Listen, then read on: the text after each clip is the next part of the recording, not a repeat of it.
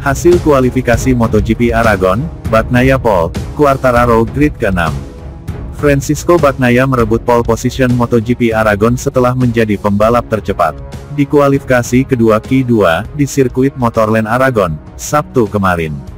Pembalap tim pabrikan Ducati Lenovo tersebut menjadi yang tercepat setelah mencatat waktu lap 1 menit 46,069 detik yang dibuatnya pada lap ke-6 dari total 7 lap yang dilibasnya di Q2.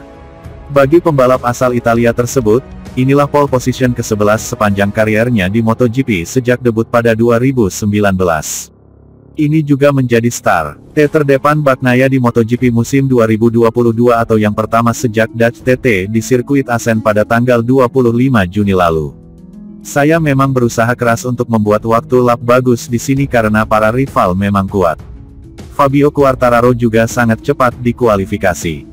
Karena itulah start di depan sangat penting di sini, ucap Bagnaia. Para pembalap pemakai Ducati menguasai baris terdepan untuk start MotoGP Aragon.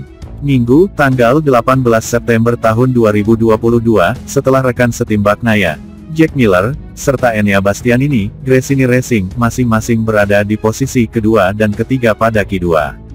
Hingga kurang dari 5 menit Q2 berakhir, Bastianini masih berada di P1 dengan unggul 0,053 detik atas Bagnaia di posisi kedua diikuti Miller di peringkat ketiga. Namun, situasi berubah saat finish Q2. Target saya memang di kualifikasi ini memang start dari front row dan itu berhasil. Saya akan berusaha merebut kemenangan pada lomba besok, ucap Bastianini. Alex Espargaro, Aprilia Racing, akan start dari baris kedua, tepatnya grid keempat setelah hasil Q2. Sebelumnya, peringkat ketiga klasemen MotoGP itu menjadi yang tercepat di Q1. Performa pembalap veteran Spanyol itu memang kurang berkembang pada awal-awal sesi Q2. Ia baru melesat sekira 1 menit sebelum sesi berakhir, saat mampu melesat dari P11 ke P2 untuk akhirnya harus puas finish di posisi keempat. Uniknya, peringkat kedua pada Q1 Johan Zarco Prima Pramac Racing, akhirnya juga finish tepat di belakang Alex Espargaro di Q2, alias P5. Zarco menjadi pembalap pemakai Ducati keempat yang mampu menembus 5 besar Q2. Juara dunia dan pemimpin klasemen MotoGP Fabio Quartararo, Monster Energy Yamaha, akan start dari baris kedua usai menempati P6 pada akhir Q2. Turun dengan ban depan belakang keras lunak, upaya keras Quartararo menjelang Q2 berakhir membuatnya hampir terjatuh di tikungan 2. Sejumlah nama pembalap top terpaksa start dari luar 10 besar pada GP Aragon besok akibat hasil mereka di Q1.